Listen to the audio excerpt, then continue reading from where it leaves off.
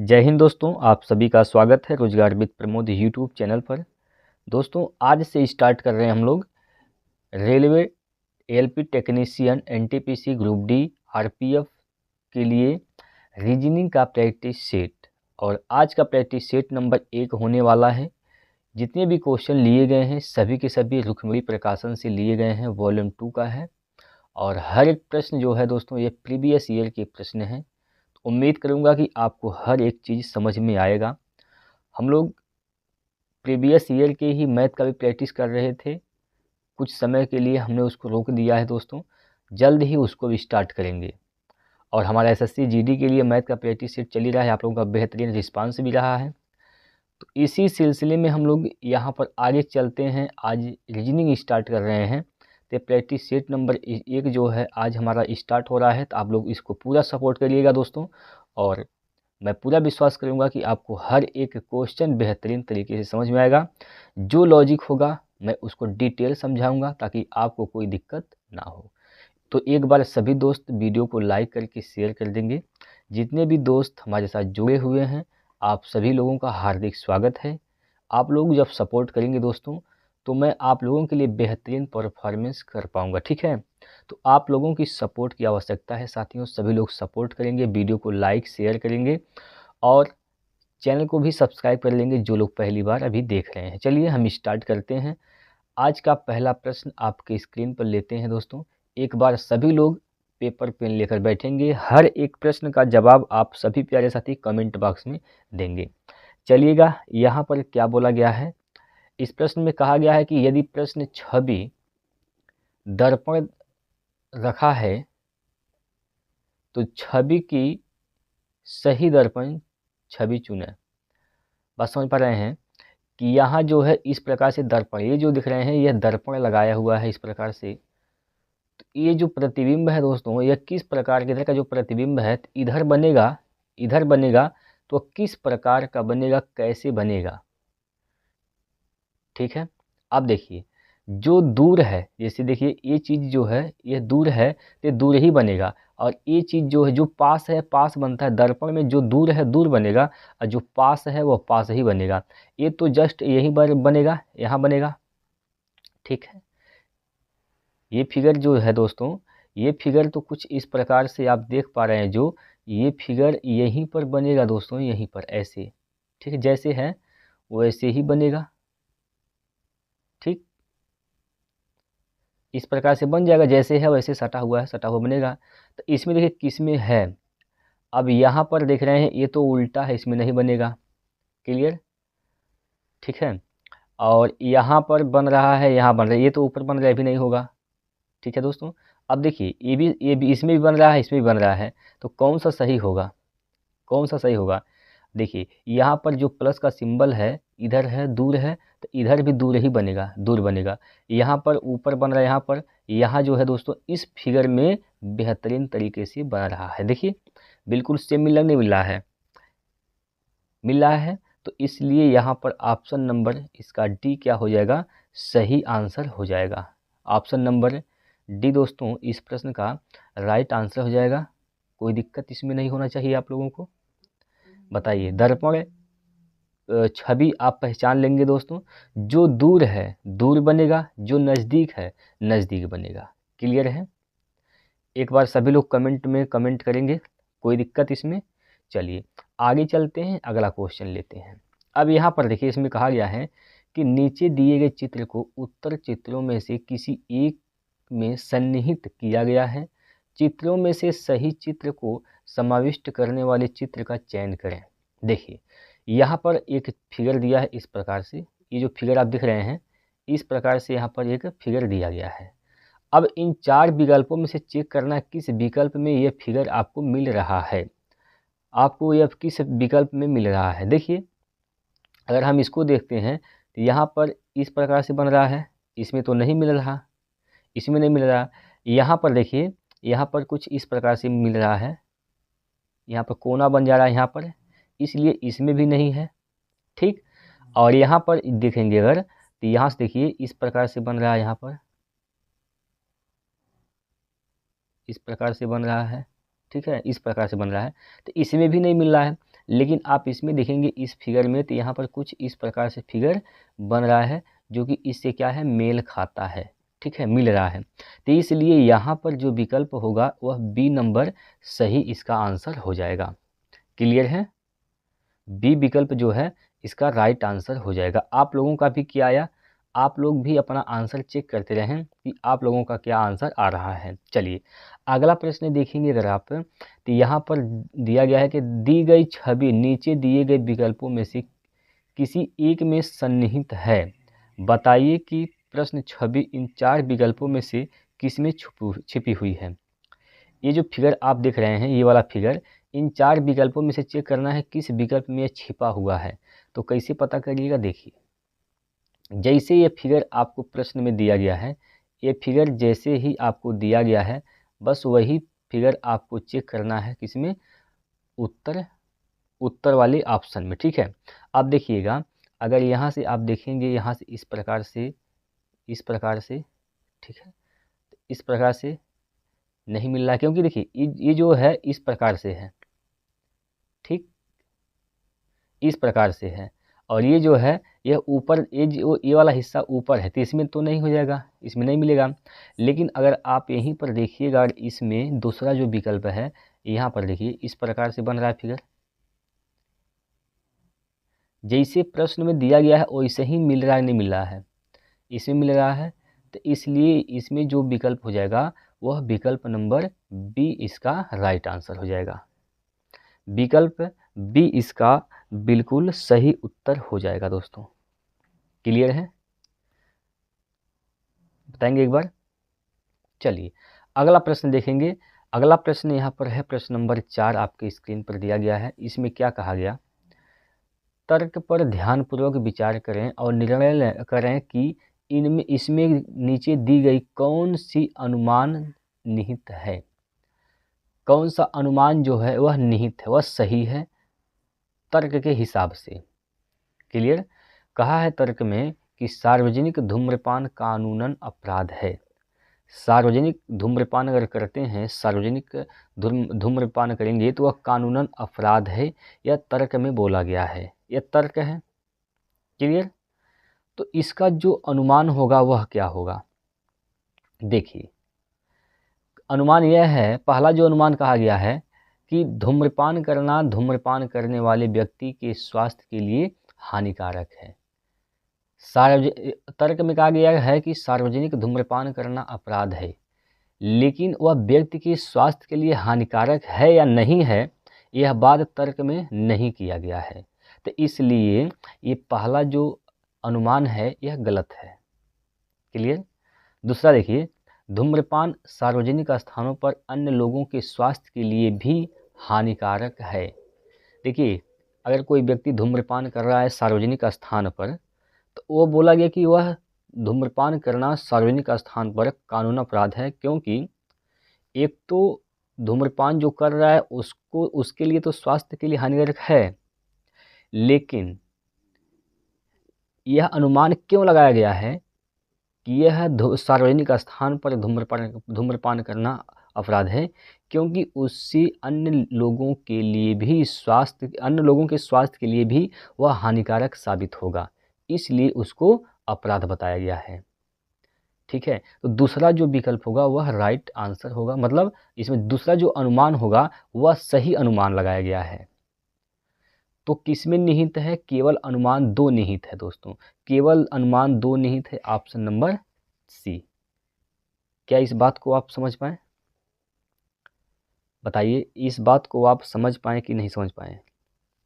चलिए अगला प्रश्न लीजिए। यहाँ पर अगला प्रश्न है, यहाँ पर दिया गया है कि उस सही विकल्प को चुनें जो निम्न श्रृंखला को पूरा करेगा।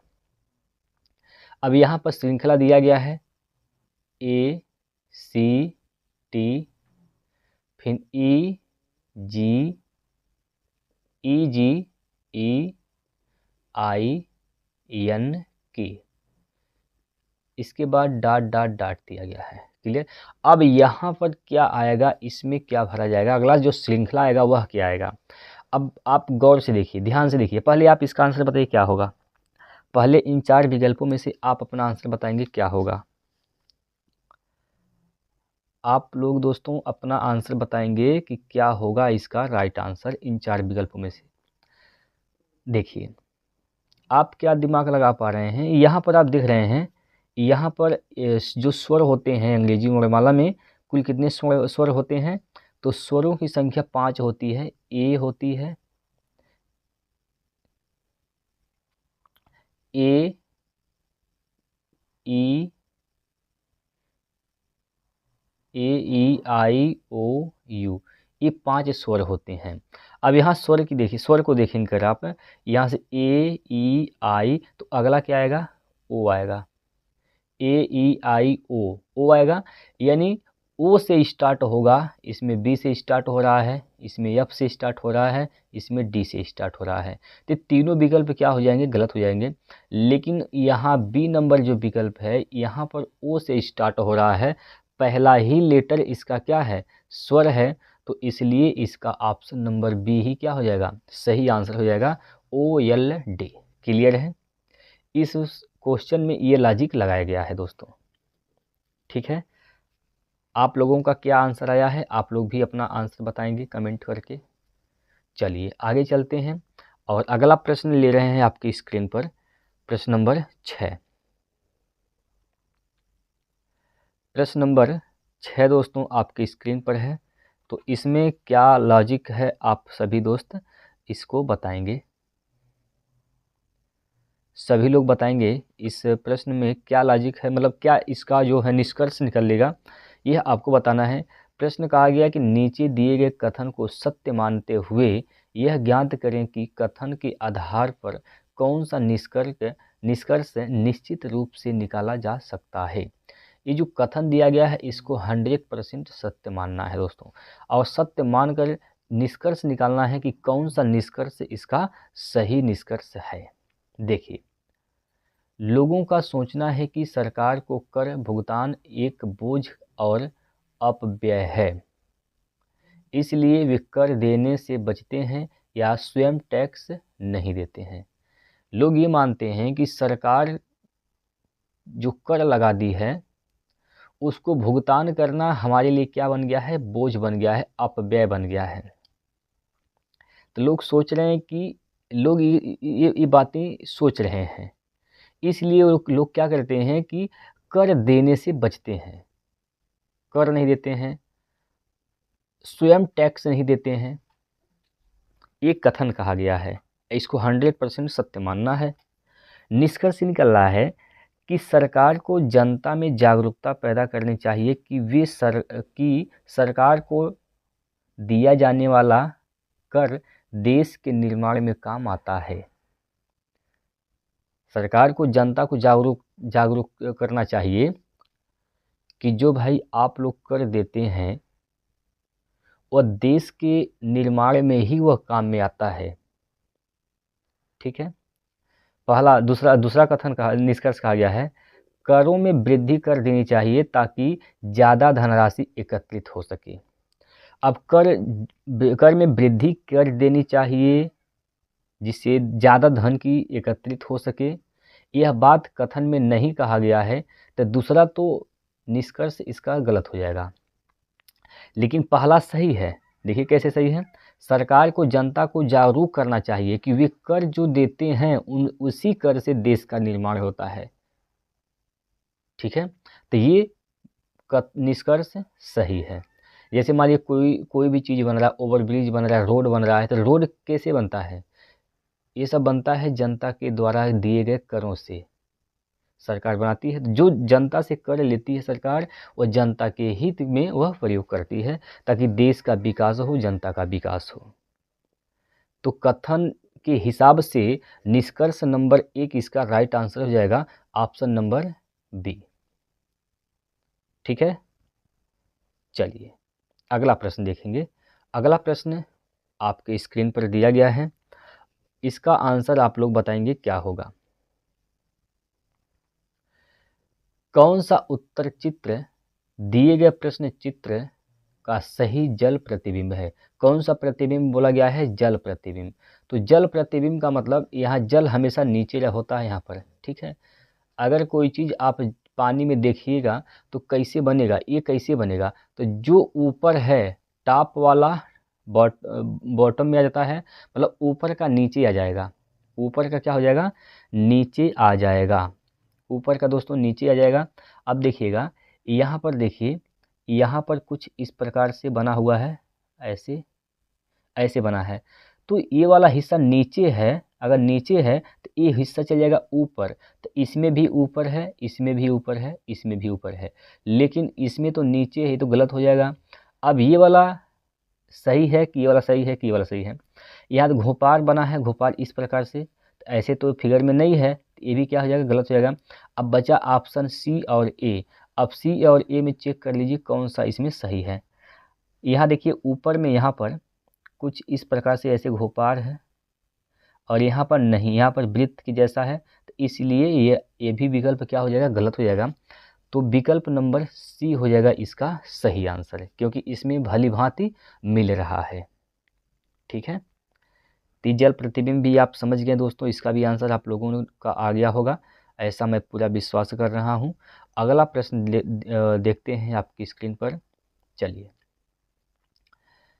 इस प्रश्न में कहा गया है कि श्री यक्ष ए बिंदु से यात्रा आरंभ कर पश्चिम की ओर 80 किलोमीटर चलता है।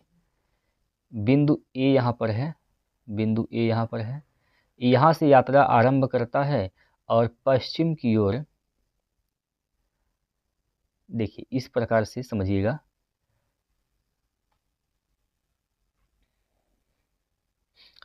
बिंदु ए यहाँ पर मान लेते हैं, यहाँ से चलना शुरू करता है, पश्चिम की ओर इधर चलता है।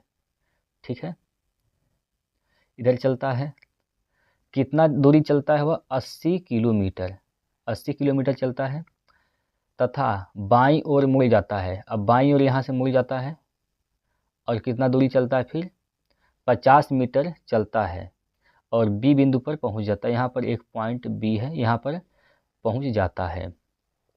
ए और बी बिंदुओं के मध्य लघुत्तम दूरी कितनी है, तो यहाँ से जो दूरी पूछा गया है ए और बी के मध्य, ये जो लघुत्तम यानी छोटी से छोटी दूरी क्या हो जाएगा, इसका मान पूछा गया है। तो यहाँ पर देख रहे हैं, ये पाइथागोरस प्रमेय लगाएंगे, यहाँ पर समकोण त्रिभुज बन जा रहा है, तो पाइथागोरस प्रमेय लगाएंगे, ये किसका काम करेगा, यहाँ पर 90 अंश का कोण बनेगा, तो 90 अंश के सामने वाली जो भुजा होती है वो कर्ण होती है, तो कर्ण का स्क्वायर बराबर क्या होता है,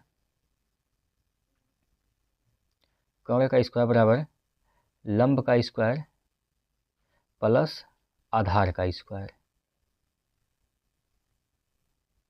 ठीक है, तो कर्ण बराबर क्या हो जाएगा, अंडर रूट में लंब का स्क्वायर, लंब कितना है, लंब ये 50 हो जाएगा, 50 का स्क्वायर 200, 50 का स्क्वायर 2500 हो जाएगा, और प्लस आधार यानी 80 का स्क्वायर 6400 हो जाएगा। ठीक है, इनको जोड़ेंगे जब आप, तो क्या हो जाएगा भाई, यहाँ से 2 जीरो और 5 4 9 6 4 10।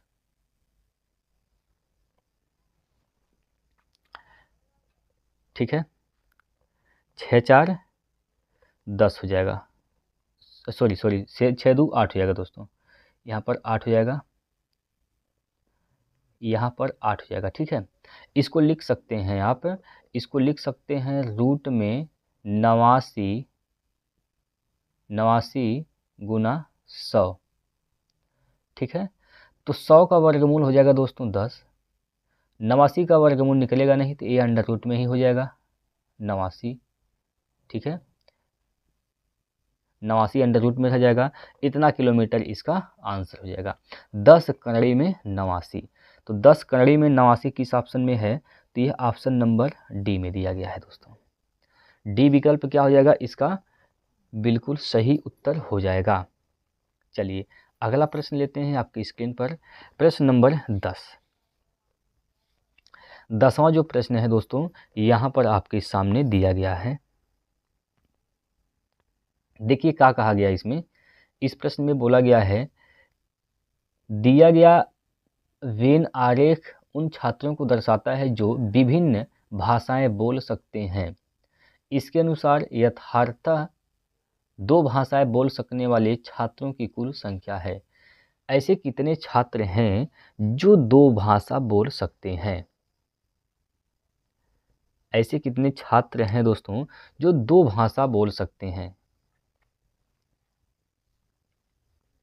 बताएंगे?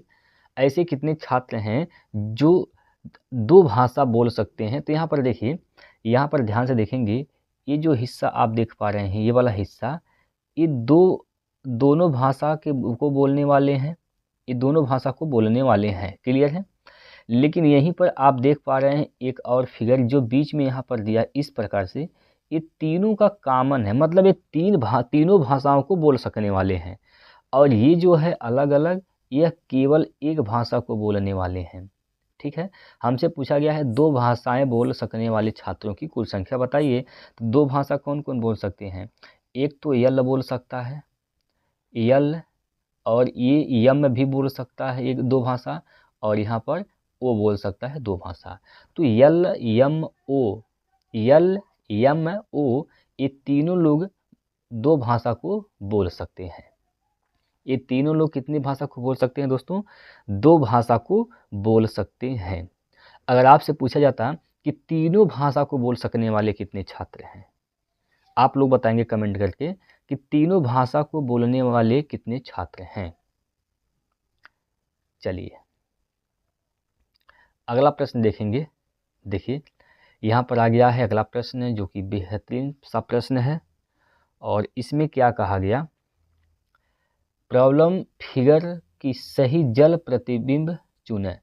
जो ये प्रश्न है इसका आपको बताना है जल प्रतिबिंब। तो जल तो नीचे होता है यहाँ पर इस प्रकार से, जल प्रतिबिंब में ऊपर का नीचे, नीचे का ऊपर दिखता है, ऊपर का नीचे, नीचे का ऊपर दिखता है। तो यहाँ पर ये वाला जो हिस्सा है ये तो नीचे दिखेगा, ये तो नीचे दिखेगा। अब देखिए यहाँ अगर नीचे दिखा, तीर इधर आएगा, तीर इधर आएगा, इसमें तीर इधर है, इसमें भी तीर इधर है। अब ये दोनों विकल्प क्या हो जाएंगे? गलत हो जाएंगे। ए और डी तो गलत हो गया। अब बात आ रहा है कि सी, बी और सी में कौन सा सही होगा। ये जो तीर है इसमें आप देख पा रहे हैं इस प्रकार से पा ही है, इस प्रकार से है। अब यहाँ पर सर्कल है, इसमें क्या है? सर्कल, एक वृत्त है। तो बी वाला ऑप्शन भी क्या हो जाएगा दोस्तों? गलत हो जाएगा। इसमें मिल रहा है, देखिए इस प्रकार से मिल रहा है। तो जो सी ऑप्शन है यह इसका सही आंसर हो जाएगा। ठीक है, सी विकल्प इसका राइट आंसर हो जाएगा। कोई दिक्कत है इसमें बताएंगे? चलिए अगला प्रश्न है, दिए गए प्रश्न को ध्यानपूर्वक पढ़ें और बताएं कि इसका उत्तर देने के लिए निम्नलिखित कथनों में से कौन सा पर्याप्त है। निम्नलिखित कथन में से कौन सा इसमें पर्याप्त है, यहाँ पर आपको बताना है। देखिए पी क्यू आर और yes, P Q R S और टी सबसे कम वजन किसका है? देखिए पहला कथन क्या दिया गया है कि क्यू का वजन, जो क्यू है, क्यू का वजन पी और एस से कम है, पी और एस से कम है। इस प्रकार से देखेंगे आप लोग।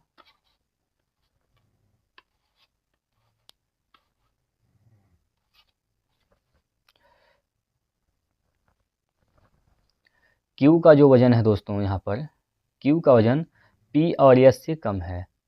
तो पी है यहाँ पर और यहाँ पर एस है, इनसे कम है, कम कर दिए। तथा यस का वजन टी से ज़्यादा है, जो यस का वजन है वो टी से क्या है दोस्तों? ज़्यादा है, टी यहाँ पर कर दे रहे हैं। पहले कथन के हिसाब से ये हो गया। दूसरा कथन कह रहा है कि आर का वजन क्यू से अधिक है, जो आर है उसका वजन क्यू से अधिक है लेकिन टी से कम है, तो इसका मतलब आर यहाँ पर आ जाएगा। अब बोला कि सबसे कम वजन किसका है। अब दोनों ही कथन से हम बता सकते हैं कि सबसे कम वजन किसका है। देखिए दोनों कथन से यह बना है रिलेशन। अब इसमें सबसे ज़्यादा वजन इसका होगा या तो इसका हो सकता है, क्योंकि इसमें कंफर्म नहीं कहा गया है कि पी और यस कहाँ हो सकते हैं। हो सकता है कि यस यहाँ हो सकता है, पी यहाँ हो सकता है, लेकिन यहाँ पर सबसे कम वजन किसका है ये कंफर्म हो जा रहा है दोनों ही कथन से। तो सबसे कम वजन किसका हो जाएगा? क्यू का हो जाएगा। तो दोनों कथन इसके लिए क्या हो जाएंगे? पर्याप्त हो जाएंगे। ऑप्शन नंबर बी इसका सही आंसर है। अगर हमसे यह पूछा होता कि सबसे ज़्यादा वजन किसका है, तो हम किसी भी कथन से नहीं बता सकते थे कि सबसे ज़्यादा वजन किसका है, लेकिन सबसे कम वजन किसका है, ये दोनों ही कथन से पर्याप्त हो जा रहे हैं। क्लियर है? चलिए अगला प्रश्न। अगला प्रश्न नंबर 13 जो दिया गया है आपके सामने, इसका आंसर बताएंगे क्या होगा। दी गई चित्र श्रृंखला में से अलग चित्र चुनें। ये जो श्रृंखला दिया गया है यहाँ पर AFIZEL, इन पांचों में से कौन सा इसमें सबसे अलग है, यह आपको चुनना है। बताइए बताइए कौन सा इसमें अलग है। अब अलग कैसे पहचान करिएगा, देखिए ए में यहाँ पर ए है, कितने रेखाएं हैं, 3 रेखाएं हैं। एफ में भी कितने रेखा है, देखिए 1 2 3 रेखा इसमें भी है। आई में आई ऐसे बनता है, और नीचे एक रेखा ऊपर एक रेखा, 3 रेखा इसमें भी है। जेड में कितने रेखा हैं, 1 रेखा 2 रेखा 3 रेखा। एल में कितने रेखा हैं, एल ऐसे बनता है, 1 रेखा 2 रेखा। तो एल में केवल और केवल 2 रेखा हैं, बाकी इन सभी में कितनी रेखाएं हैं, 3 रेखाओं से बना हुआ है। तो सबसे अलग कौन हो जाएगा, यल हो जाएगा। यल मतलब पांचवा जो फिगर है वह अलग हो जाएगा। तो पांचवा फिगर किस में दिया गया है, ऑप्शन नंबर डी में दिया गया है। क्लियर है? बताएंगे, कोई दिक्कत इसमें? अगला प्रश्न है।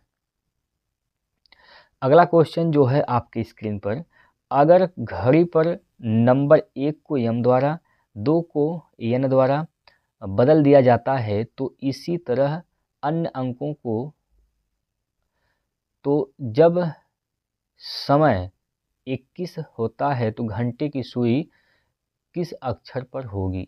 देखिए यहाँ पर देखिए आप कुछ इस प्रकार से घड़ी बना रहे हैं, देखिएगा यहाँ पर घड़ी बना रहे हैं।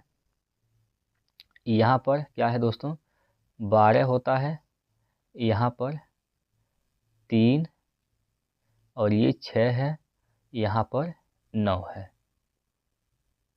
ठीक है, ये 9 हो गया।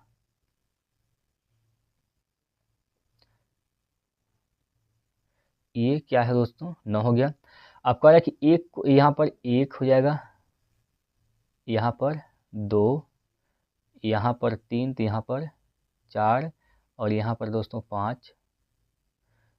ठीक है, इस प्रकार से 6, यहाँ पर 7 8 9 है, तो यहाँ पर 10 और यहाँ पर 11। इस प्रकार से घड़ी में डायल होते हैं, नंबर लिखे होते हैं।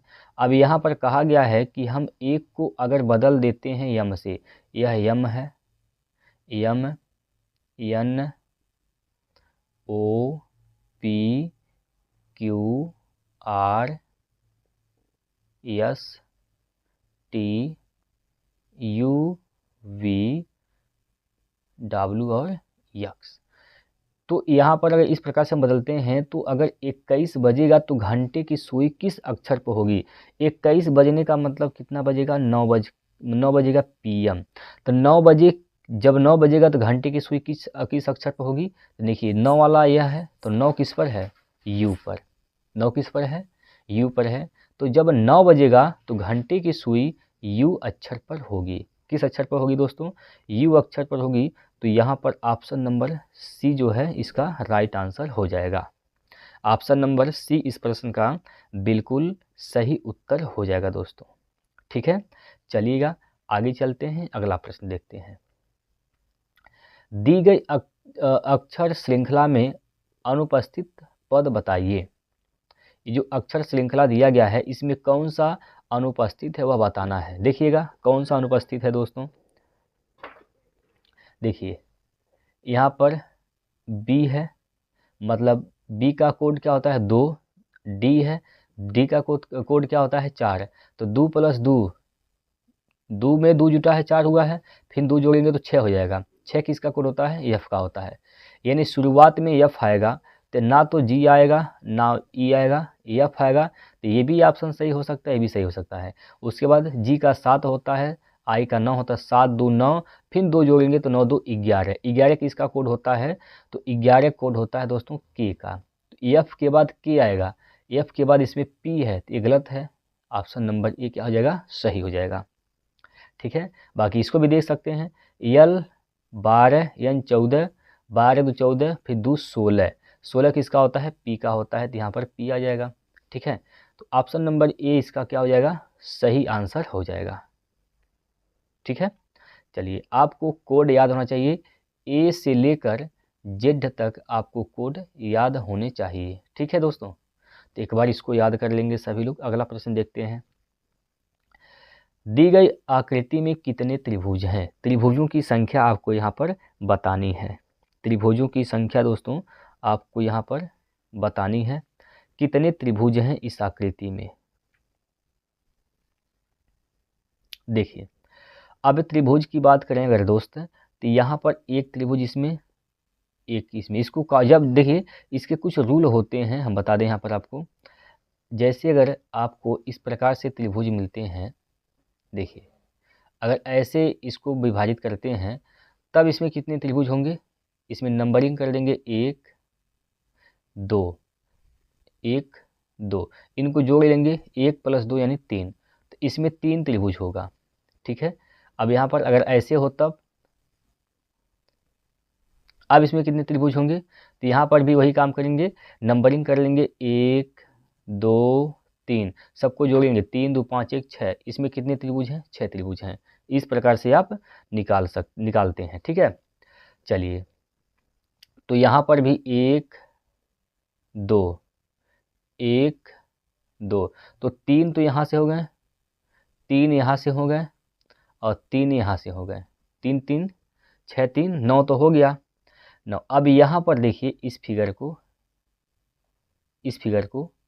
तो इसमें भी आप 3 पाएंगे त्रिभुज, इसमें कितने त्रिभुज पाएंगे, 3 त्रिभुज पाएंगे। ठीक है, तो 3 3 6 3 9 9 3 12, 12 त्रिभुज बन गए। अब एक त्रिभुज यहाँ पर देख रहे हैं आप, यहाँ पर देखिए इसको ऐसे 12 1 13, और यहाँ पर कुछ इस प्रकार से बन रहा है। ठीक है दोस्तों, कुछ इस प्रकार से यहाँ पर त्रिभुज बन रहा है, तो यहाँ से आप देख सकते हैं इस प्रकार से। सॉरी दोस्तों, यहाँ पर ये जो फिगर है,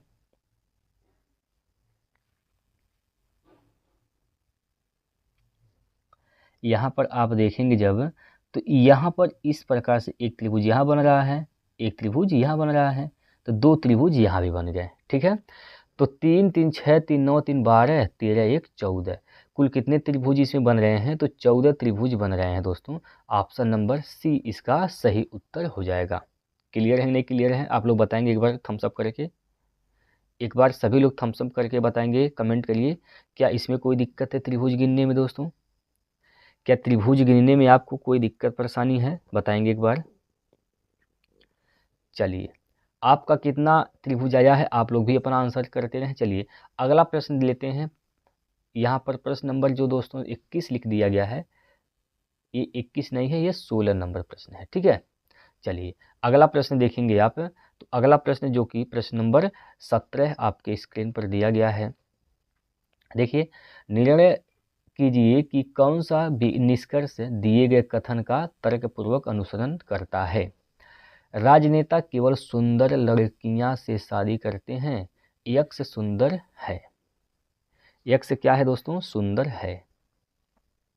देखिए, यक्ष राजनेता से शादी करे या न करे उसकी मर्जी, एक करे ही, ये कह रहा है कि राजनेता सुंदर से करते हैं तो यक्ष सुंदर है, तो यक्ष राजनेता से शादी करे, हो सकता है या नहीं हो सकता है। यक्ष राजनेता से शादी नहीं करेगी, ये भी हो सकता है। तो या तो कथन इसका एक अनुसरण करेगा, या तो निष्कर्ष इसका एक अनुसरण करेगा, या फिर 2 अनुसरण करेगा। तो इसका जो विकल्प होगा वो ऑप्शन नंबर सी हो जाएगा सही, या तो 1 या फिर 2। क्लियर। चलिए अगला प्रश्न देखिए, भोजन वैसे ही फ्रिज से संबंधित है जैसे कपड़े किससे संबंधित हैं। भोजन को सुरक्षित रखने के लिए किस में रखा जाता है, फ्रिज में। तो कपड़ा को कपड़ा किस में रखते हैं, क्या गैराज में कपड़ा रखते हैं, क्या तह में कपड़ा रखते हैं फोल्ड करके, क्या सामग्री में रखते हैं, क्या अलमारी में रखते हैं, बताएंगे क्या होगा इसका उत्तर। तो कपड़े को हमेशा कहाँ रखते हैं, अलमारी में। ठीक है, चलिए अगला प्रश्न, अगला प्रश्न यहाँ पर है, तर्क पर ध्यानपूर्वक विचार करें और निर्णय करें कि इनमें से नीचे दिया गया कौन सा अनुमान निहित है। कौन सा अनुमान इनमें निहित है। यात्री बेस्ट बस यात्रा अपनी कंपनी से कम किराए वाली अन्य बसों का यहाँ पर पहले नंबर आप पढ़िए क्या, तर्क। तर्क सबसे पहले पढ़ेंगे। बस यात्रा कंपनी बेस्ट ने अपने किराए में 10% बढ़ोतरी करने का फैसला किया है। एक बस यात्रा कंपनी है जिसका नाम है बेस्ट, वो क्या किया है कि जो किराया लगता था उसमें 10% बढ़ाने का फैसला कर दिया है।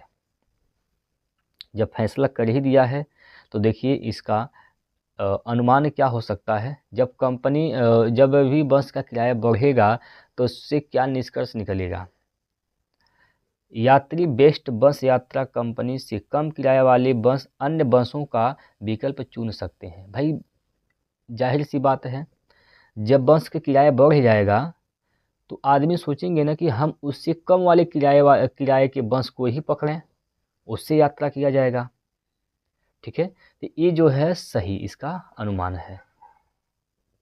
दूसरा नंबर, किराया वृद्धि के बाद भी बस यात्रियों की संख्या पहले जैसे ही बनी रह सकती है। ये भी बात सही है।